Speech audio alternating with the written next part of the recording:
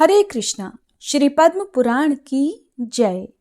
आज सुनिए पद्म पुराण में आगे की कथा। शेष जी कहते हैं कि मुने, राजकुमार चित्रांग क्रौंच व्यूह के कंठभाग में रथ पर विराजमान था। अनेकों वीरों से घिरे होने के कारण उसकी बड़ी शोभा हो रही थी। वराह अवतारधारी भगवान विष्णु ने जिस प्रकार समुद्र में प्रवेश किया था, उसी प्रकार उसने भी शत्रुघ्न जी की सेना में प्रवेश किया। उसका धनुष अत्यंत सुदृढ़ और मेघ गर्जना के समान टंकार करने वाला था। चित्रांग ने उसे खींच कर चढ़ाया और करोड़ों शत्रुओं को भस्म करने वाले तीखे बाणों का प्रहार आरंभ कर दिया। उन बाणों से समस्त शरीर छिन्न भिन्न हो जाने के कारण बहुत से योद्धा धराशायी हो गए। इस प्रकार घोर संग्राम आरंभ हो जाने पर पुष्कल भी युद्ध के लिए गए। चित्रांग और पुष्कल दोनों एक दूसरे से भिड़ गए। उस समय उन दोनों का स्वरूप बड़ा ही मनोहर दिखाई देता था। पुष्कल ने सुंदर भ्रामकास्त्र का प्रयोग करके चित्रांग के दिव्य रथ को आकाश में घुमाना आरंभ किया। ये एक अद्भुत सी बात हुई। एक मुहूर्त तक आकाश में चक्कर लगाने के बाद घोड़ों सहित वह रथ बड़ी मुश्किल से स्थिर हुआ और युद्धभूमि में आकर ठहर गया। उस समय चित्रांग ने कहा, पुष्कल, तुमने बड़ा उत्तम पराक्रम दिखाया। श्रेष्ठ योद्धा युद्ध में ऐसे कर्मों की बड़ी सराहना करते हैं। तुम घोड़ों सहित मेरे रथ को आकाश में घुमाते रह गए, किंतु अब मेरा भी पराक्रम देखो, जिसकी शूरवीर प्रशंसा करते हैं। ऐसा कहकर चित्रांग ने युद्ध में बड़े भयंकर अस्त्र का प्रयोग किया। उस बाण से आबद्ध होकर पुष्कल का रथ आकाश में पक्षी की तरह घोड़े और सारथी सहित चक्कर लगाने लगा। पुत्र का यह पराक्रम देखकर राजा सुबाहु को बड़ा आश्चर्य हुआ। शत्रु वीरों का दमन करने वाले पुष्कल जब किसी प्रकार धरती पर आकर रुके तो उन्होंने घोड़े और सारथी सहित चित्रांग के रथ को अपने बाणों से नष्ट कर दिया। जब वह रथ टूट गया तो वीर चित्रांग फिर से दूसरे रथ पर सवार हो गया, परंतु पुष्कल ने लगे हाथ उसे भी अपने बाणों से नष्ट कर डाला। इस प्रकार उस युद्ध मैदान में वीर पुष्कल ने राजकुमार चित्रांग के 10 रथ चौपट कर दिए। इस प्रकार वे दोनों एक दूसरे से युद्ध करने लगे। पुष्कल ने युद्ध के मैदान में प्रतिज्ञा की, चित्रांग, अगर इस बाण से मैं तुम्हारे प्राण न ले लूं तो शील और सदाचार से शोभा पाने वाली सती नारी को कलंकित करने से यमराज के वश में पड़े हुए पापी मनुष्यों को जिस लोक की प्राप्ति होती है वही मुझे भी मिले। मेरी यह प्रतिज्ञा सत्य हो। पुष्कल का ऐसा उत्तम वचन सुनकर शत्रु पक्ष के वीरों का नाश करने वाला बुद्धिमान वीर चित्रांग हंसकर बोला, शूर शिरोमणे, प्राणियों की मृत्यु सदा और सर्वत्र ही हो सकती है, इसलिए मुझे अपने मरने का कोई दुख नहीं है, किंतु तुम मेरे वध के लिए जो बाण छोड़ोगे, अगर मैं उसे काट ना डालूं तो उस अवस्था में मेरी प्रतिज्ञा भी सुनो। जो मनुष्य तीर्थ यात्रा की इच्छा रखने वाले पुरुष का मानसिक उत्साह नष्ट करता है, उसको लगने वाला पाप भी मुझे लगे, क्योंकि उस दशा में मैं प्रतिज्ञा भंग का अपराधी समझा जाऊंगा। ऐसा कहकर चित्रांग चुप हो गया। उसने अपने धनुष को संभाला। पुष्कल बोले, अगर मैंने निष्कपट भाव से श्री रामचंद्र जी के युगल चरणों की उपासना की हो तो मेरी बात सच्ची हो जाए। अगर मैं अपनी पत्नी के सिवा किसी दूसरी स्त्री का मन में भी विचार न करता हूं तो इस सत्य के प्रभाव से युद्ध में मेरा वचन सत्य हो। ऐसा कहकर पुष्कल ने तुरंत ही अपने धनुष पर एक बाण चढ़ाया, जो कालाग्नि के समान तेजस्वी तथा वीरों के मस्तक को उच्छेद करने वाला था। उस बाण को उन्होंने चित्रांग के ऊपर छोड़ दिया। वह बाण छूटता देख बलवान राजकुमार ने भी धनुष पर कालाग्नि के समान एक तीक्ष्ण बाण रखा और उससे अपने वध के लिए आते हुए पुष्कल के बाण को काट डाला। उस समय बाण के कट जाने पर पुष्कल की सेना में भारी हाहाकार मच गया। कटे हुए बाण का पिछला आधा भाग धरती पर गिर पड़ा, किंतु पहले का आधा भाग जिसमें बाण का फल यानी नोक जुड़ी हुई थी, वो आगे बढ़ा। उसने एक ही क्षण में कमल की नाल के समान चित्रांग का गला काट डाला। राजकुमार का सुंदर मस्तक किरीट और कुंडलों सहित पृथ्वी पर गिर पड़ा और आकाश से गिरे हुए चंद्रमा की तरह शोभा पाने लगा। भरत कुमार वीरवर पुष्कल ने राजकुमार चित्रांग को भूमि पर पड़ा देख उस क्रौंच व्यूह के भीतर प्रवेश किया जो समस्त वीरों से सुशोभित हो रहा था। इसके बाद अपने पुत्र चित्रांग को प्राणहीन होकर धरती पर पड़ा देख राजा सुबाहु पुत्र शोक से अत्यंत दुखी होकर विलाप करने लगे।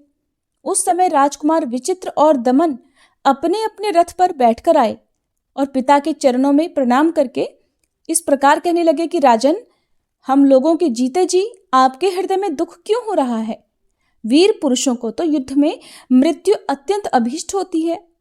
ये चित्रांग धन्य है जो वीर भूमि में शोभा पा रहा है। महामते, आप शोक छोड़िए, दुख से इतने आतुर क्यों हो रहे हैं? मान्यवर, हम दोनों को युद्ध के लिए आज्ञा दीजिए और खुद भी युद्ध में मन लगाइए। अपनी वीरता पर गर्व करने वाले दोनों पुत्रों की ऐसी बात सुनकर महाराज ने शोक छोड़ दिया और युद्ध करने का निश्चय किया। अब वे सभी युद्ध करने के लिए आगे बढ़े।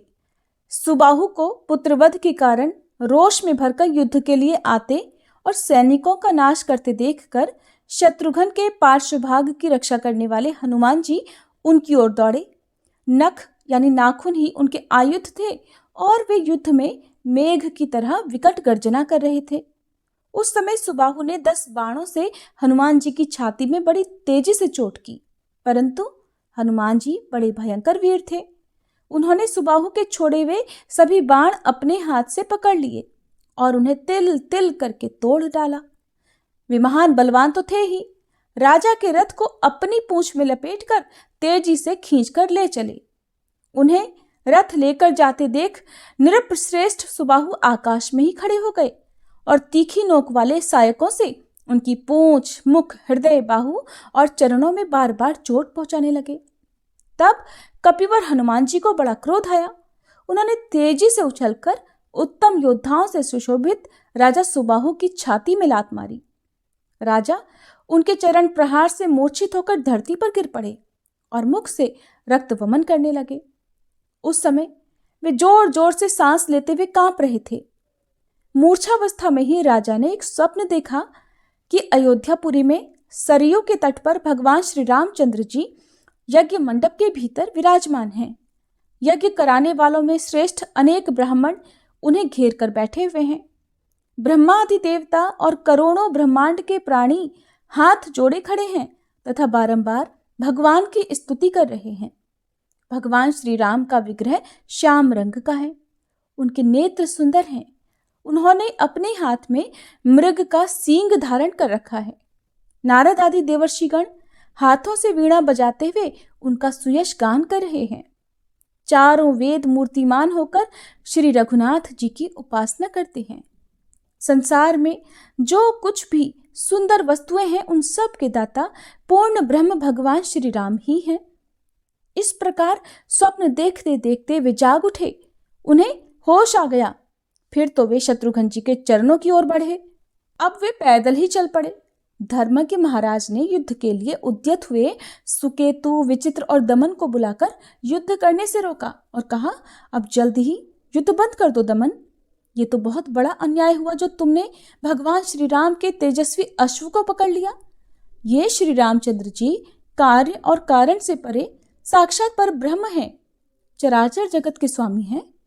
मानव शरीर धारण करने पर भी वे वास्तव में मनुष्य नहीं हैं। इन्हें इस रूप में जान लेना ही ब्रह्म ज्ञान है। इस तत्व को मैं अभी अभी समझ पाया हूं। अब राजा सुबाहु अपने पुत्रों को अपने पूर्व समय की बात बता रहे हैं। कहते हैं कि मेरे पापहीन पुत्रों, पूर्व काल में असितांग मुनि के शाप से मेरा ज्ञान रूपी धन नष्ट हो गया था। वह प्रसंग मैं सुना रहा हूं, सुनो। प्राचीन समय की बात है। मैं तत्व ज्ञान प्राप्त करने की इच्छा से तीर्थ यात्रा के लिए निकला था। उस यात्रा में मुझे अनेकों धर्मज्ञ ऋषि महर्षियों के दर्शन हुए। एक दिन ज्ञान प्राप्ति की इच्छा से मैं असितांग मुनि की सेवा में गया।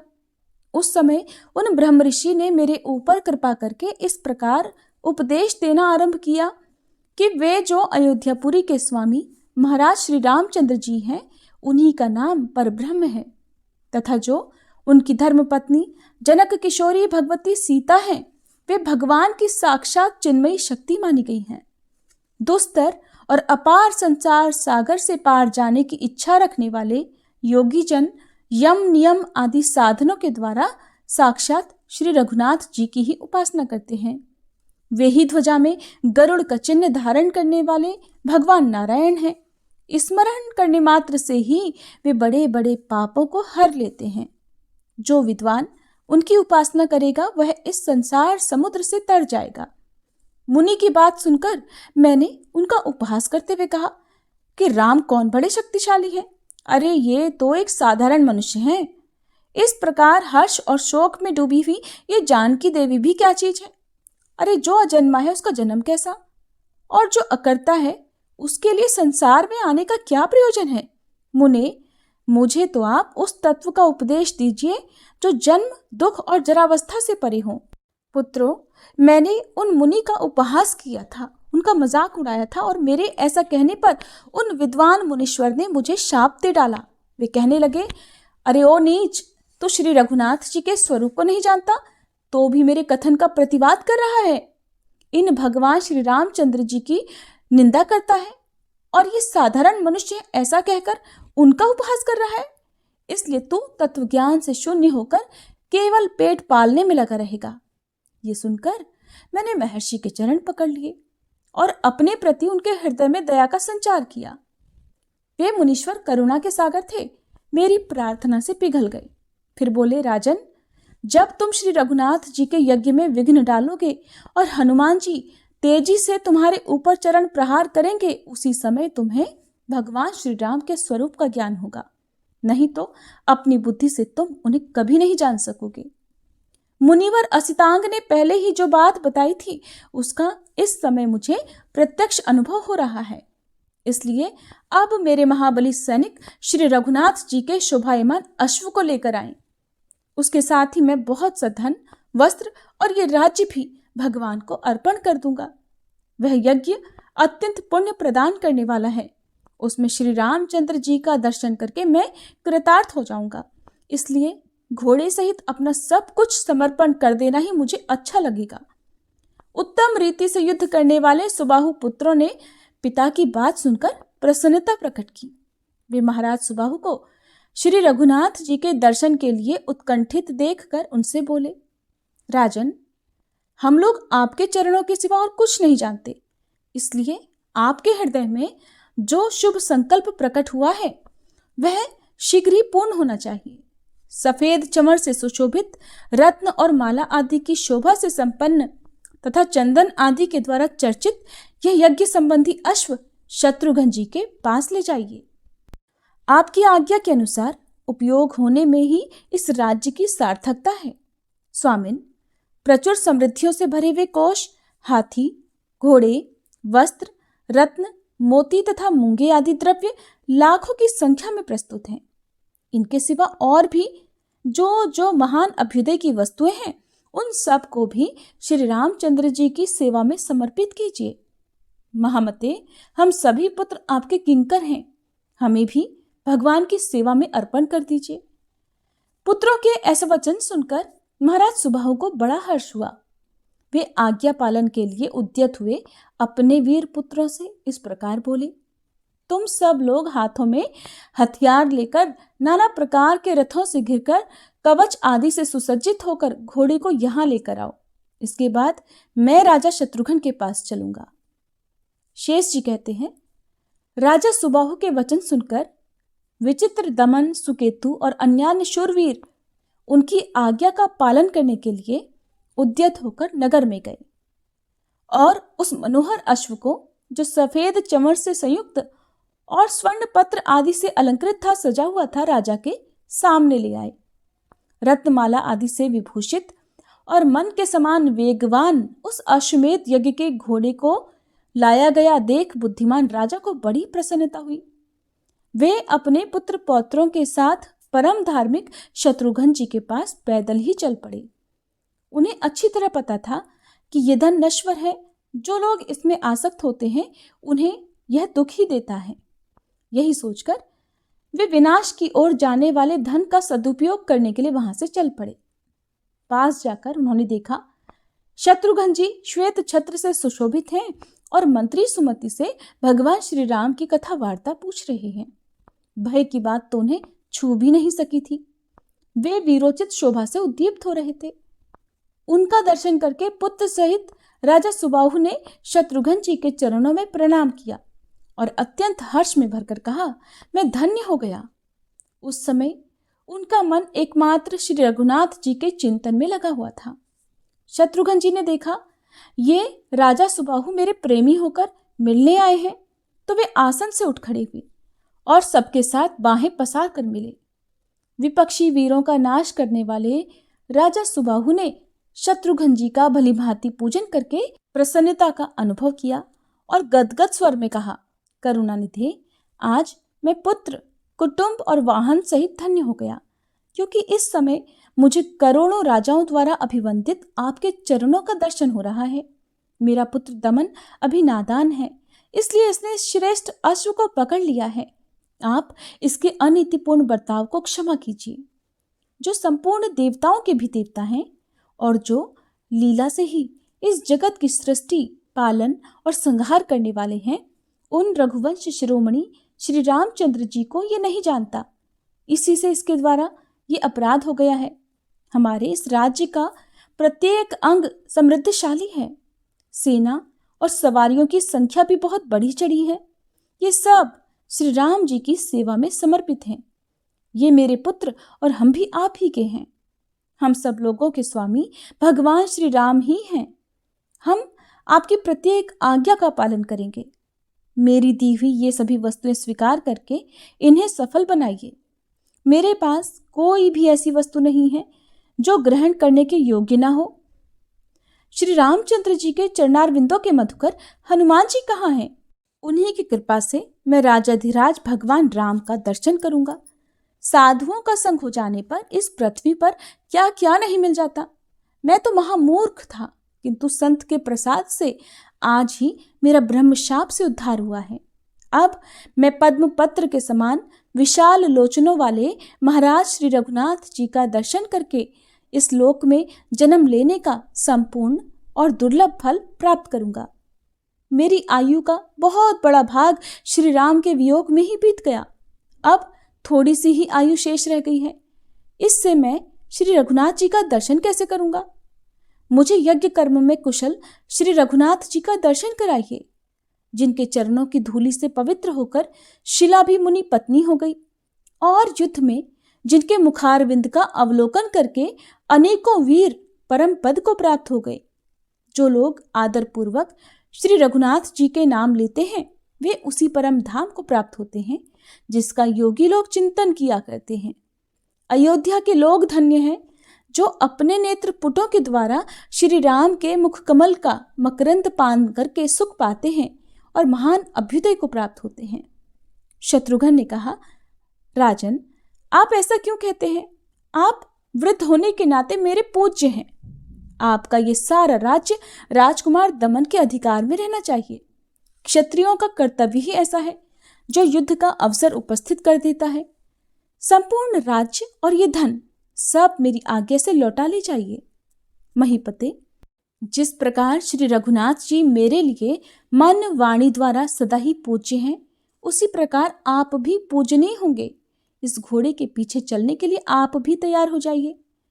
परम बुद्धिमान शत्रुघ्न जी का कथन सुनकर सुबाहु ने अपने पुत्र को राज्य पर अभिषिक्त कर दिया। उस समय शत्रुघ्न जी ने उनकी बड़ी सराहना की। इसके बाद वे महारथियों से घिरकर रणभूमि में गए और पुष्कल के हाथ से मरे हुए अपने पुत्र का विधि पूर्वक दाह संस्कार करके कुछ देर तक शोक में डूबे रहे। उनका वह शोक साधारण लोगों की ही दृष्टि में था। वास्तव में तो वे महारथी नरेश तत्वज्ञानी थे। इसलिए श्री रघुनाथ जी का निरंतर स्मरण करते हुए उन्होंने ज्ञान के द्वारा अपना सभी शोक दूर कर दिया। फिर अस्त्र शस्त्रों से सुसज्जित होकर रथ पर बैठे और विशाल सेना के साथ महारथियों को आगे करके शत्रुघ्न के पास आए। राजा शत्रुघ्न ने सुबाहु को संपूर्ण सेना के साथ उपस्थित देखकर घोड़े की रक्षा के लिए जाने का विचार किया। सुबाहु के यहाँ से छूटने पर वह भाल पत्र से चिन्हित अश्व भारतवर्ष की वामावर्त परिक्रमा करता हुआ पूर्व दिशा के अनेकों देशों में गया। उन सभी देशों में बड़े बड़े शूरवीरों द्वारा पूजित भूपाल उस अश्व को प्रणाम करते थे। कोई भी उसे पकड़ता नहीं था। कोई विचित्र विचित्र वस्त्र, कोई अपना महान राज्य तथा कोई धन वैभव या और कोई वस्तु भेंट के लिए लाकर अश्व सहित शत्रुघ्न को प्रणाम करते थे। हरे कृष्णा। इसके आगे का वृतांत आप सभी अगले अध्याय में सुनिएगा।